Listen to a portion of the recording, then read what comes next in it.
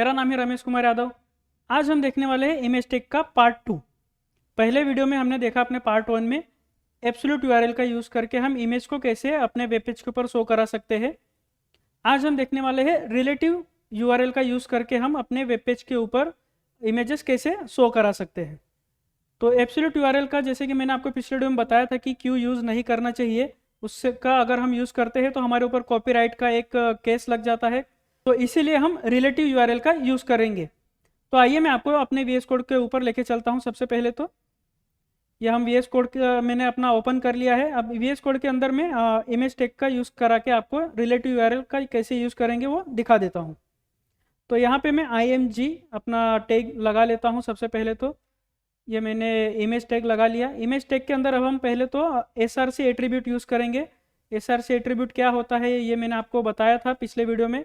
SRC attribute यानी कि source attribute, source यहाँ पे हम अपने इमेज का डेस्टिनेशन बताते हैं। तो अब चलिए मैं आपको पहले तो एक इमेज कैसे हमें डाउनलोड करना है आपको सबको पता ही है। वैसे तो गूगल पे जाके आप कोई भी एक इमेज डाउनलोड कर लीजिए, या कोई भी एक फ्री वेबसाइट जो होगी इमेज की आप गूगल पे सर्च कर लीजिएगा। वहाँ से आप इमेज को डाउनलोड करिए और आपके फोल्डर के अंदर रखिए। अब कौन से फोल्डर में उसे रखना है, अगर सॉरी ये मैंने VS कोड क्लोज कर दिया, ये मैं ओपन कर लेता हूँ फिर से।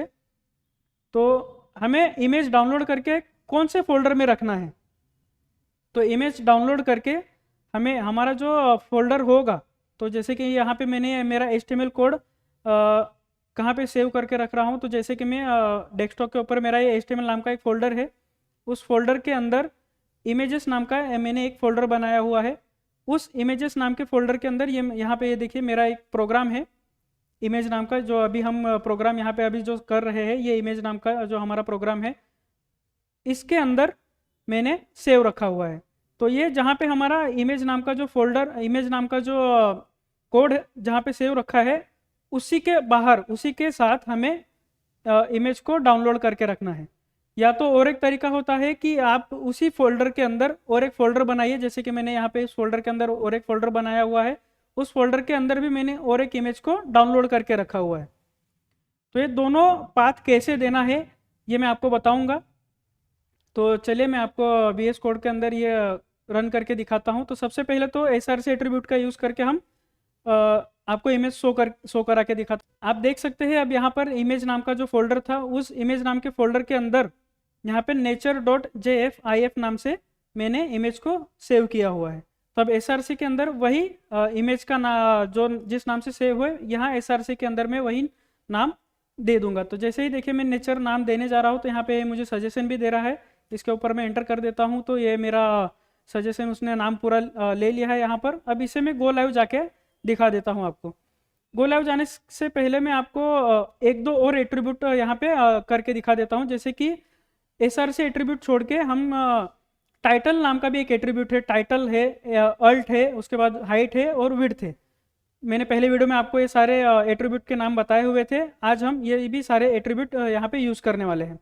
तो सोर्स एट्रीब्यूट के बाद में हम यूज़ करने वाले हैं यहाँ पर टाइटल नाम का एट्रीब्यूट। तो टाइटल नाम का एट्रीब्यूट हम यहाँ पे अब यूज़ कर लेते हैं। टाइटल टाइटल नाम के एट्रीब्यूट के अंदर हम क्या देंगे, तो टाइटल नाम के अंदर हम एक टाइटल देंगे। इमेज को क्या बताएगा, एक कैप्शन दिखाएगा हमें इमेज के ऊपर।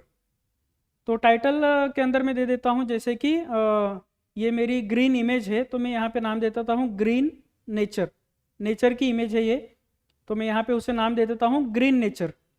अब मैं इसे आपको सेव कर लेता हूँ और इसे लाइव ले जाके दिखा देता हूँ कि हमारे वेब पेज के ऊपर ये कैसे शो हो रही है। तो आप यहाँ पे देख सकते हैं हमारे वेब पेज के ऊपर ये हमारी इमेज आ चुकी है।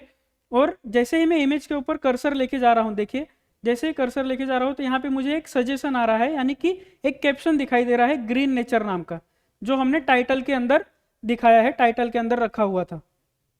तो ऐसे ही अब मैं आपको दूसरे एट्रीब्यूट भी यूज़ करा के दिखा देता हूँ। दूसरा एट्रीब्यूट था हमारा अल्ट नाम का, अल्ट यानी कि अल्टर। तो अल्ट एट्रीब्यूट का यूज़ क्या है, तो अल्ट एट्रीब्यूट का यूज़ हम करते हैं कभी कभी जब हमारी इमेज शो नहीं करती है वेब पेज के ऊपर किसी कारण की वजह से। जैसे कि हमारा अगर नेट स्लो होगा तो तब इस कारण की वजह से भी कभी कभी हमारी इमेजेस शो नहीं होती है। हमने जो अल्ट एट्रीब्यूट के अंदर जो भी नाम दिया होगा वो नाम हमें अपने वेब पेज के ऊपर शो होता है। एक कारण तो नेट स्लो होने की वजह है, और दूसरा कारण ये भी हो सकता है कि हमने हमारे इमेज का पाथ SRC एट्रीब्यूट के अंदर सही से नहीं दिया होगा। अब मैं आपको पाथ यहाँ पे थोड़ा रोंग करा के दिखा देता हूँ, यानी गलत पाथ दे के दिखा देता हूँ। नेचर का मैं स्पेलिंग थोड़ा सा गलत कर देता हूँ। यहाँ पे आप देख सकते हो नेचर का क्या स्पेलिंग है, जिस नाम से मैंने सेव रखा है उसका मैं थोड़ा पाथ गलत कर देता हूँ। नेचर की स्पेलिंग मैंने गलत कर दी। अब इस टाइम पे गलत करने पे मुझे क्या दिखाई देगा, तो मैं पहले आपको वो रन करा के दिखा देता हूँ। सबसे पहले तो गो लाइव ले जाके दिखा देता हूँ कि अब यहाँ पे मुझे वो इमेज शो नहीं हो रही है। क्यों शो नहीं कर रही है, तो मैंने इमेज का पाथ गलत दे दिया है। अब ऐसे में अगर मैं अल्ट के अंदर कुछ नाम दे देता हूँ, जैसे कि मैं यहाँ पे नाम दे देता हूँ नेचर, जो चाहे वो नाम दे सकते हैं। मैंने यहाँ पे नेचर 1 नाम दे दिया, समझ लीजिए नेचर 1। अब जैसे ही मैं नेचर 1 नाम दूंगा तो मुझे यहाँ पे नेचर दिखाई देगा लिखा हुआ। तो आप ये देख सकते हैं, गोलावी ले जाके मैं आपको दिखा रहा हूँ। देखिए इमेज हमें शो नहीं हो रही है। हमने जो अल्ट एट्रीब्यूट के अंदर जो नाम दिया था नेचर 1, वो हमें यहाँ पे शो हो रहा है। और उसके साथ साथ एक करप्टेड इमेज का लोगो भी दिखाई दे रहा है। ये करप्टेड इमेज का लोगो है, इसे ध्यान में रखिए। जब हमारी इमेज शो नहीं होती है, जब पाथ गलत देते हैं हम, तो वहाँ पे करप्टेड इमेज का लोगो आता है और जो अल्ट एट्रीब्यूट के अंदर जो हमने नाम दिया होगा वो नाम हमें शो करता है। तो इसका काफ़ी बेनिफिट होता है हमें। इसके लिए हमें हर इमेज के अंदर अल्ट एट्रीब्यूट का यूज़ करना ही चाहिए। इमेज टैग के अंदर आप अगर सोचिए, अगर आप एक वेबसाइट बना रहे हो इमेज की, बहुत सारी इमेजेस, आपने हज़ारों इमेजेस आपके वेबसाइट के ऊपर रखी हुई है। अब उस पर अगर आप समझिए 1000 इमेज के अंदर आपने एक इमेज का अगर पाथ गलत दिया हुआ है, तो आप कैसे ढूंढेंगे? अब हज़ारों इमेजेस समझ लीजिए आपने सारी इमेज नेचर की ही रखी हुई है।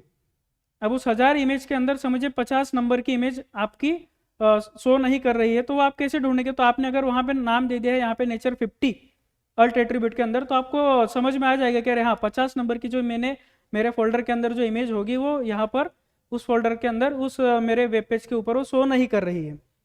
तो ये ऐसे काम आती है। तो अब यहाँ पर मैं आपको इसका पाथ फिर से सही कर देता हूँ और गो लाइव ले जाके दिखा देता हूँ आपको। जैसे अब मैं गो लाइव जाऊँगा तो अल्ट एट्रीब्यूट का जो मैंने यूज़ किया हुआ है वो नाम अब हमें नहीं दिखाई देगा। क्यों नहीं दिखाई देगा? क्योंकि मैंने अब पाथ सही दिया हुआ है। ये बात हमेशा ध्यान में रखिएगा। अल्ट एट्रीब्यूट में जो भी नाम हमने दिया होगा वो सिर्फ जब हमारी इमेज का पाथ गलत होगा तभी दिखाई देता है। अगर पाथ सही है तो हमें इमेज का अल्ट एट्रीब्यूट का नाम यहाँ पे शो नहीं करेगा। अब अल्ट के बाद आता है हमारा दूसरा एट्रीब्यूट है हाइट और विड्थ। तो मैं हाइट नाम का एट्रीब्यूट यूज़ कर लेता हूँ। यहाँ पे हाइट में दे देता हूँ इसे 500 पिक्सल, और मैं चाहूँ तो इसे अब विड्थ भी दे सकता हूँ। यहाँ पे विड्थ में दे देता हूँ समझ लीजिए 600 पिक्सल दे देता हूँ। मैंने दे दिया, इसे मैं सेव कर लेता हूँ। सेव करके मैं अब आपको इसे गो लाइव ले जाके दिखा देता हूँ। सबसे पहले आप देख सकते हैं पहले इमेज थोड़ी छोटी थी, अब थोड़ी सी बड़ी हो चुकी है। इसे चाहे तो मैं और थोड़ा सा बड़ा कर देता हूँ। हाइट इसकी मैं थोड़ी और बड़ी कर देता हूँ। यहाँ पे मैं दे देता हूँ इसे 700 पिक्सल कर देता हूँ, तो आपको थोड़ा अच्छा बेटर समझ में आएगा। मैंने इसे सेव कर दिया और अब मैं इसे लाइव ले जाके दिखा रहा हूँ आपको। तो आप देख सकते हैं मैंने इसकी हाइट थोड़ी बड़ी कर दी और विड्थ थोड़ी छोटी हो चुकी है। विड्थ भी आप चाहे तो और बड़ी कर सकते हैं। इसे थोड़ा और अच्छा दिखाना चाहते हैं तो आप इसका विड्थ बड़ा कर लीजिए अपने हिसाब से। आपको जो जैसे आपको समझ में आए आप वैसा इसका हाइट और विड्थ सेट कर सकते हैं। इमेज को छोटी दिखा सकते हैं या बड़ी भी दिखा सकते हैं। तो मैंने यहाँ पे आपको सारे एट्रीब्यूट यूज करके दिखा दिए हैं, SRC, टाइटल, अल्ट, हाइट और विड्थ। इसके अलावा जैसे कि मैंने आपको पहले दिखाया था कि एक फोल्डर जो मैंने दूसरा बनाया हुआ है मेरे फोल्डर के अंदर, और मैंने एक फोल्डर बनाया था इमेज नाम का, और उसके अंदर मैंने पेट नाम की एक इमेज रखी हुई है। आप देख सकते हो यहाँ पर मैंने यहाँ पर ये हमारा प्रोग्राम है, इमेज का कोड है, सेव किया हुआ है, और उसके साथ ही मैंने एक इमेज डाउनलोड करके रखी हुई थी। लेकिन अब उसी इमेज फोल्डर के अंदर मैंने और एक फोल्डर बनाया, यानी फोल्डर के अंदर फोल्डर और उसके अंदर इमेज रखी हुई है। तो इसको मैं कैसे एक्सेस करूँगा? तो इसको अब मैं आपको एक्सेस करा के दिखा देता हूँ। तो हम अपने VS कोड पे आ चुके हैं। मैं यहाँ पे फिर से एक img टैग लगा लेता हूँ और इसे मैं आपको यहाँ पे इमेज अपनी फोल्डर के अंदर जो फोल्डर रखा हुआ है और उसके हमने अंदर एक इमेज रखी हुई है, उसे कैसे हम एक्सेस करेंगे? तो उसके लिए मुझे डॉट और / लगाना होगा। यहाँ पर आप देख सकते हो, सॉरी यहाँ पे मैंने SRC एट्रीब्यूट यूज़ नहीं किया है। तो सबसे पहले तो हम SRC एट्रीब्यूट यूज़ कर लेते हैं। अब SRC एट्रीब्यूट के अंदर मैं पहले तो डॉट लगाऊंगा और डॉट के बाद फॉरवर्ड स्लैश लगाऊंगा। जैसे ही फॉरवर्ड स्लैश लगाऊंगा ये मुझे सजेशन देने लग गया है, आप देख सकते हो कि आपको आपको कौन सी फाइल यूज़ करनी है। तो मैं यूज़ करना चाहता हूँ इमेज फाइल। तो जैसे ही इमेज फाइल लगा, इमेज फोल्डर को मैंने एक्सेस किया, उसके बाद में फिर से एक मुझे फॉरवर्ड स्लैश लगाना है। देख सकते हैं आपने, उसने ऑटोमेटिक मुझे सजेशन में ही लगा के दे दिया है। और उसके बाद में सजेस्ट भी कर रहा है कि उसके अंदर जो मेरी इमेज है pet.jfif नाम से जो मैंने सेव करके रखी हुई, वो भी मुझे सजेशन दे रहा है। तो उसे मैं एंटर कर देता हूँ। तो जैसे ही मैं एंटर करूँगा तो यहाँ पे इमेज का एक सोर्स पाथ लग चुका है। अब मैं इसे सेव करके गो लाइव ले जाके आपको दिखा देता हूँ।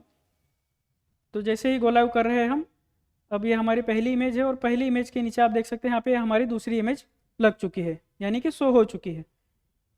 अब मैं इमेज को मैं थोड़ा सा छोटा कर देता हूँ, काफ़ी बड़ी दिख रही है वो इमेज, तो हाइट इसकी मैं कम कर देता हूँ। जैसे ही हाइट 500 पिक्सल कर देता हूँ इसकी। इसे सेव करके मैं आपको फिर से लाइव ले जाके दिखा देता हूँ। गो लाइव करता हूँ। तो गो लाइव करके ये हमारी पहली इमेज आ चुकी है और इसके नीचे आप देख सकते हैं ये हमारी पेट की एक क्यूट सा पेट जो है हमारा, उसकी इमेज यहाँ पे शो हो रही है।